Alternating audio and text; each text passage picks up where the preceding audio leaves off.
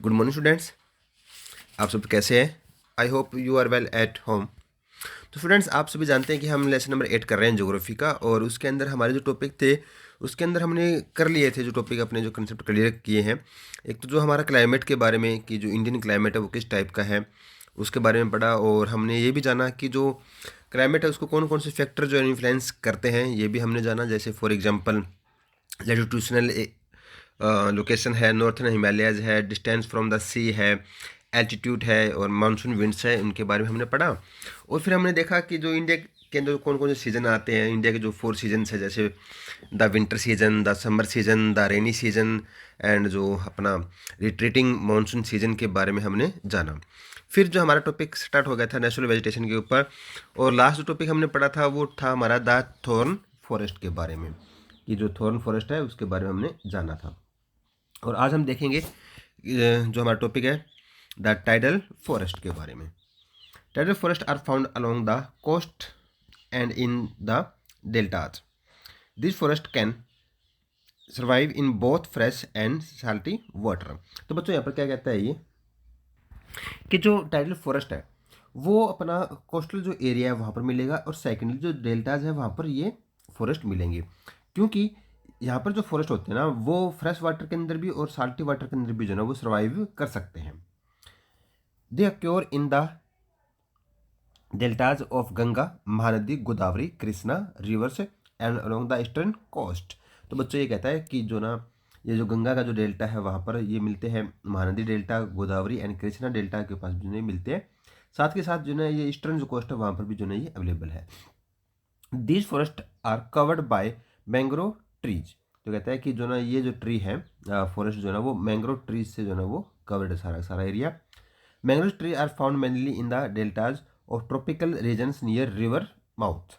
तो ये कहता है कि यहाँ पर जो मैंग्रोव जो फॉरेस्ट है ना ट्री जो है वो मेनली जो जो डेल्टाज होते हैं जहाँ ट्रॉपिकल रीजन्स के अंदर ये पाए जाते हैं, और ये मोस्टली क्या होता है कि जो रिवर्स के जो माउथ है उसके ऊपर पाए जाते हैं। क्योंकि देखो क्या होता है कि जो ना रिवर अपना पानी जब अपने ओशन में डालती है तो वहाँ पर डेल्टाज का जो है ना वो फॉर्म करती है, और उसके बाद जो है ना वहाँ पर जो ट्रीज जो वेजिटेशन मिलेगी उसको जो हम मैंग्रोव बोलते हैं।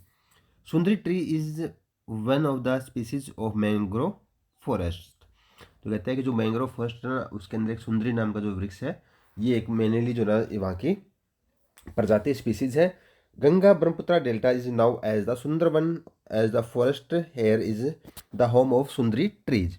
तो बच्चों उसके बाद कहता है कि देखो जो गंगा और ब्रह्मपुत्र जो डेल्टा है वहाँ पर उसको ना नाम दिया गया सुंदरबन डेल्टा, और ये नाम इसलिए दिया गया है क्योंकि वहाँ पर जो ना सुंदरीज जो ट्री है वो बहुत ज़्यादा मात्रा में पाया जाता है, तो इसलिए जो ना उस पूरे डेल्टा का नाम जो है ना सुंदरबन डेल्टा रखा गया है। The wood of this tree is durable and is used in making boat.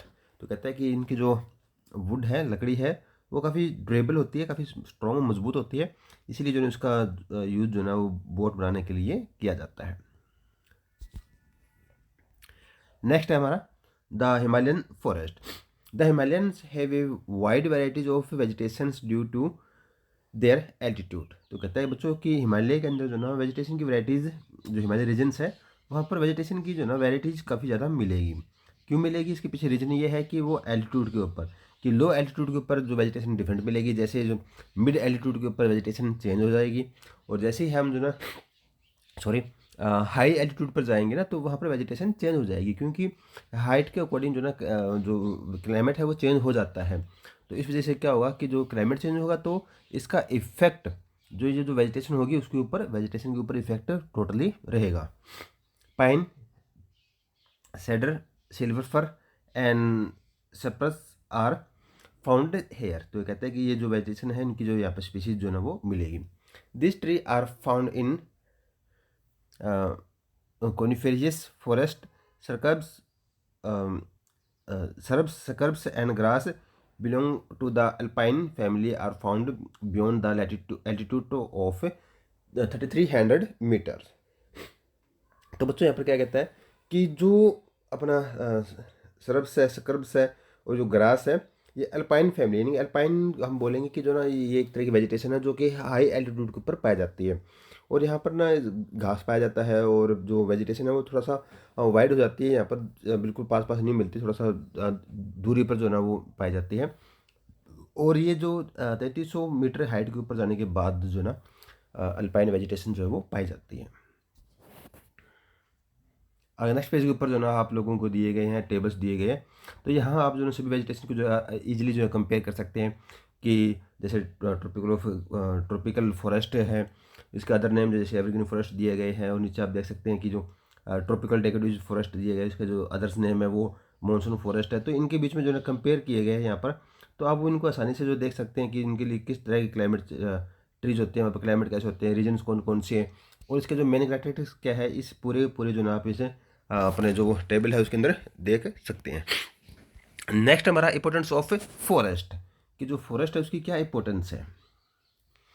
Forest provide us with timber, fuel, fodder, medicines, oil, gum, dyes, rubber and other products. तो कहता है कि जो फॉरेस्ट है उससे हमें जो ना जो मिलते हैं प्रोडक्ट्स हैं, तो उनके बारे में बताया गया है कि यहाँ पर जो ना हमें लकड़ी भी मिलती है, फ्यूल मिलता है उससे, फूड रहने के जो हरा चारा है वो भी मिलता है उनसे, जैसे क्योंकि जो फॉरेस्ट उसके अंदर ग्रास भी होता है, ग्रास भी जो ना एक तरह की वेजिटेशन ही है, और वो हमें एज जिसको कैटल से होते हैं हमारे जो घर पर जो पशु पालते हैं हम उनके लिए भी चाहिए, और कुछ गैदरिंग भी करते हैं लोग, रेयर गैदरिंग करते हैं, तो उसके अंदर क्या होता है कि जो पशु हैं उनको चराया चराया जाता है उस एरिया के अंदर, तो फूडर एज ए फूडर भी यूज़ किया जाता है।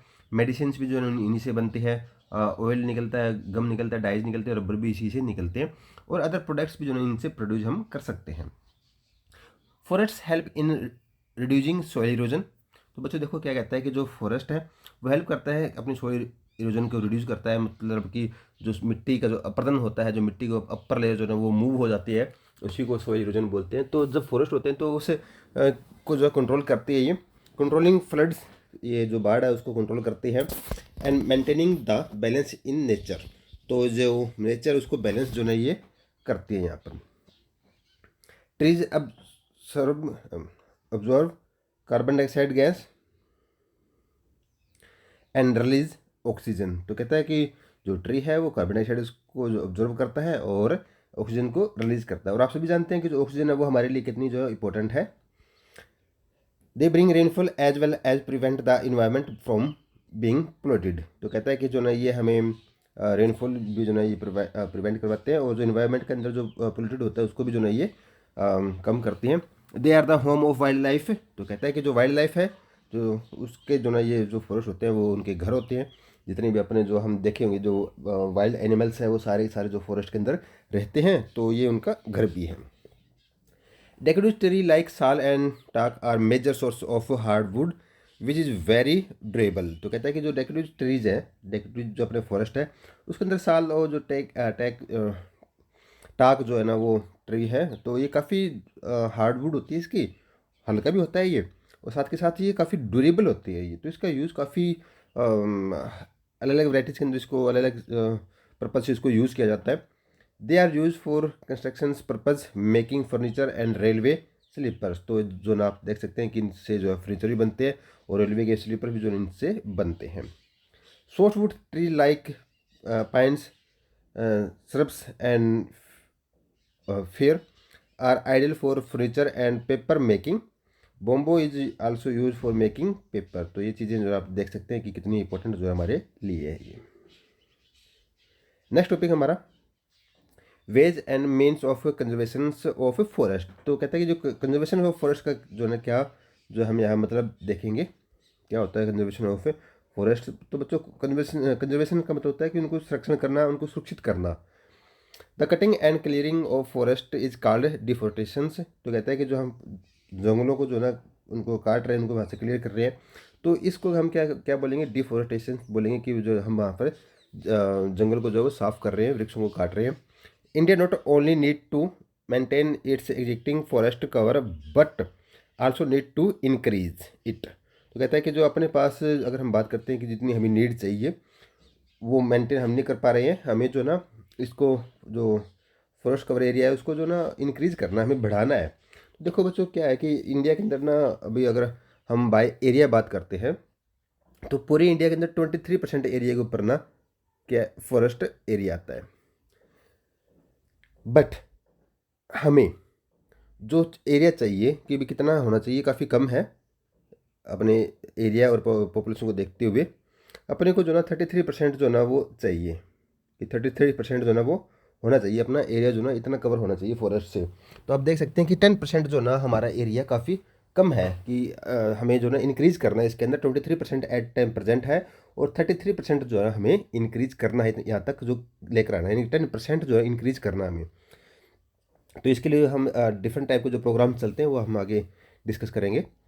This can be done by afforestations which means growing more trees to increase the forest area. तो यहाँ पर कहता है कि जो हमें क्या करना है कि हमें जो ना ज़्यादा से ज़्यादा जो जंगलों को जो ना बढ़ाना है, पौधे बहुत ज़्यादा लगाना है और अपना जो फॉरेस्ट एरिया है उसको इंक्रीज करना है, उसको बढ़ाना है। The Indian forest research institution has been set up in Dehradun with the aim of conserve forest. तो बच्चों देखो ध्यान से देखना, यह कहता है कि the Indian forest research institution जो ना वो सेटअप किया गया है देहरादून, यानी कि उत्तराखंड के अंदर जो ना, इसकी कैपिटल उत्तराखंड की देहरादून, वहाँ पर इसको सेटअप किया गया है। और उसका मेन एम क्या है, conserve forest. The Indian institution of forest management, देखो यहाँ पर the Indian institution of forest management है और यहाँ पर रिसर्च ये इंस्टीट्यूशन है। तो ये जो मैनेजमेंट वाला जो फॉरेस्ट मैनेजमेंट है वो भोपाल के अंदर जो ना दिया जाता है। और ये क्या करता है, provides training in forest management, और ये फॉरेस्ट मैनेजमेंट को जो है वो ट्रेनिंग देता है। The Chipko movement and the celebration of Van Motsav has also helped to create awareness among the people about the need to conserve forest।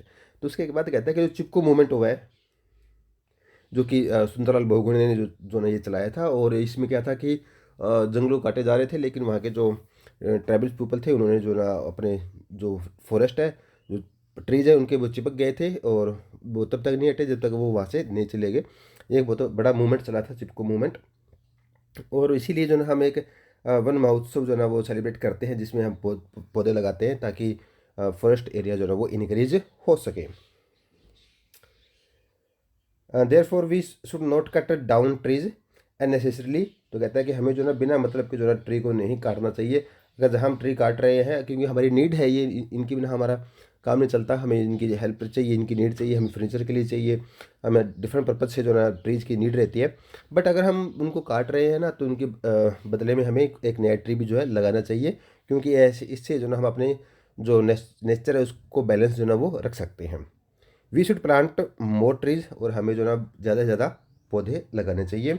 Our gathering of cattle should also be avoided to protect our forest area.